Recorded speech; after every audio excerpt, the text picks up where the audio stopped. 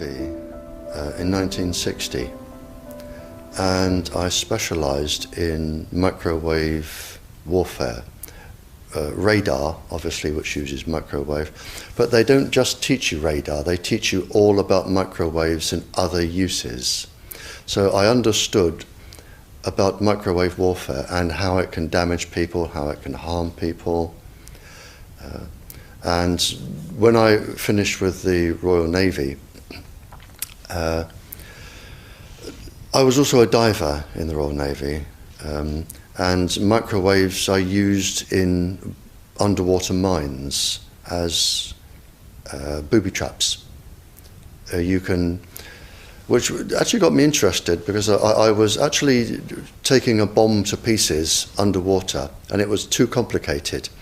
And I brought it to the surface, and my partner that was on the surface said, "Don't be an idiot, take it back down."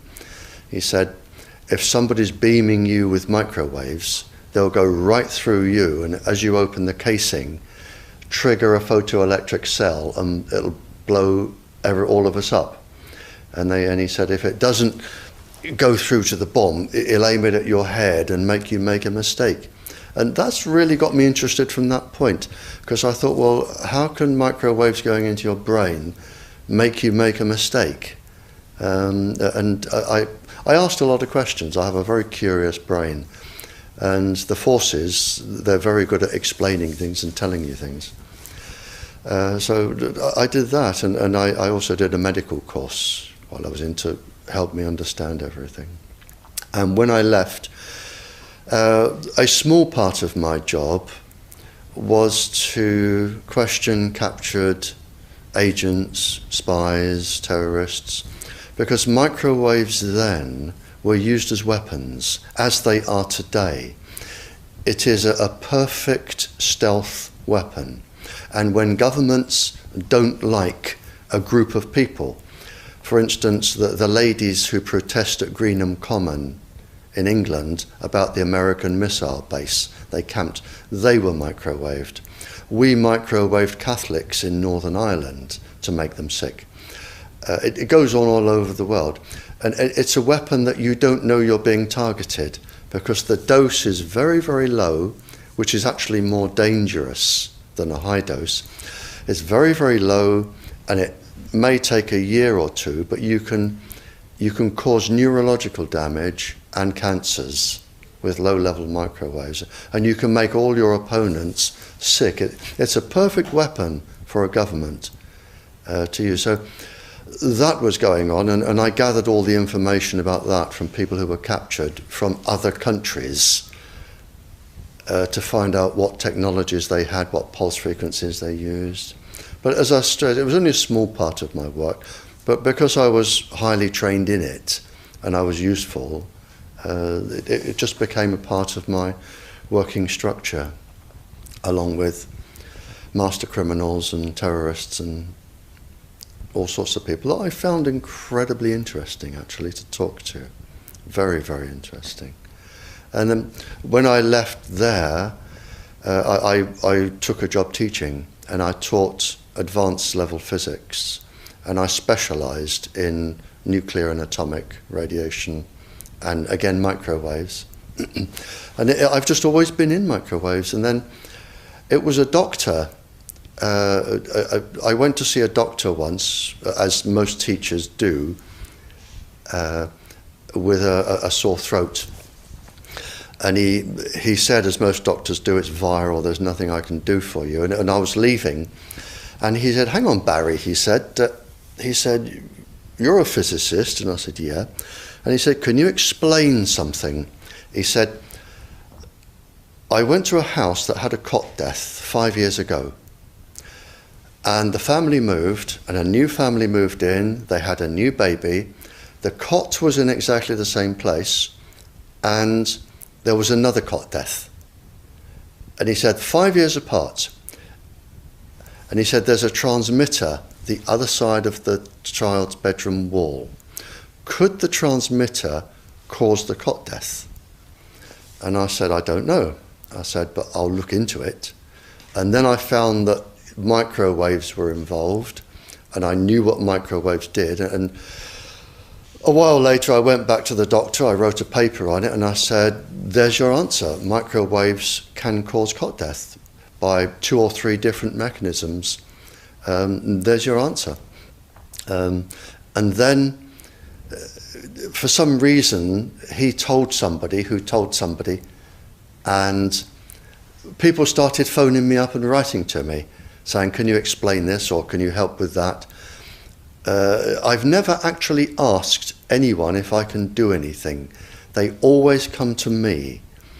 And then the police came to me and said, we're getting this new tetra airwave system, we don't understand what's happening. Can you read all this scientific rubbish and just put it into Janet and John and tell us? And I said, of course I can. So that was published, and since then it's snowballed and snowballed and snowballed, and now I receive up to 1,000 communiques a week from various countries, various people, and I can't handle it. So, and I'm here now because somebody asked me to come here. Wi-Fi, I think anyone who puts Wi-Fi into a school should be locked up for the rest of their life. I really do. I think they're not fit to walk on the surface of this planet because they haven't looked at the research, and whatever incentive they have, it is not worth the genetic problems that parents are going to face with their children when they're born. And if you think of a single parent, a mother, who has a genetically deformed child, that particular mother will feel guilty because she gave birth. She will feel guilty, and she will be worried every single second of every single day for her life. She will worry that the child won't marry. If the child can marry, she'll worry that the children will carry the disease, which they will.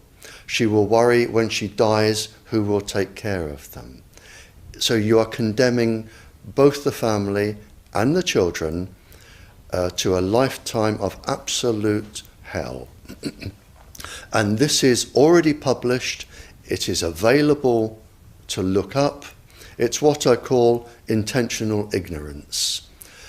They are offered some sort of incentive, and they think, oh, this is going to be good, we'll have it.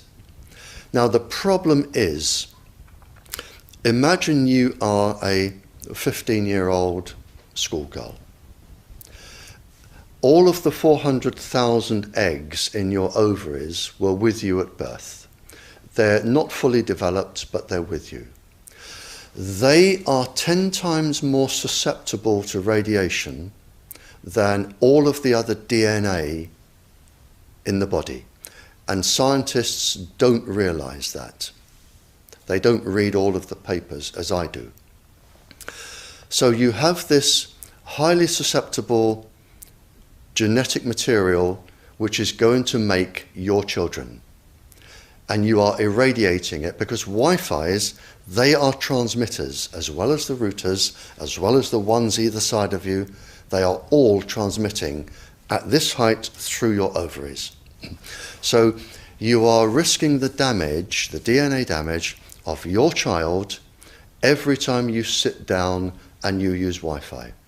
And it's like saying, if I smoke a cigarette, which one will cause the damage? The answer is, I don't know. It could be the one today. So you now have a child that has a probability of being genetically damaged. But the real damage is when that child grows up. You have genetic material in your ovaries which could be damaged. Now, the real problem comes, so you have a child that could be born genetically damaged, but the real problem comes when you become pregnant. If you are a teacher or a mature student and you become pregnant. because the embryo inside your womb, in the first 100 days, all of those 400,000 eggs are forming in your embryo, your child's ovaries. So your child could be born with genetically damaged eggs. And the main thing about the eggs in the ovaries of your child is that they have absolutely no protection. It hasn't been developed yet. We have a natural protection against microwaves. It was developed since the Stone Age against thunderstorms and massive amounts of radiation coming into our body. But in your embryo, your uterus, in the fetus, where your child is developing for the first 100 days, in the ovaries, the eggs do not have that protection. So they are at maximum risk from radiation. And for the first month or so, you wouldn't even know you were pregnant. You wouldn't even be taking precautions. That is the main danger area. So you give birth to a daughter, but her ovaries are now contaminated. She may be normal, she may be genetically damaged, but her ovaries are at the most risk.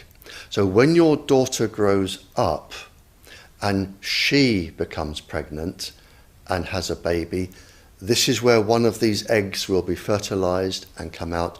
So the real damage here is your grandchildren. That is where it is going to show most. And we already see this in animals that have reproductive cycles of a year or 2 years or 3 years. We're already seeing this, and it has been published by veterinary schools and vets and scientists, so we know this happens.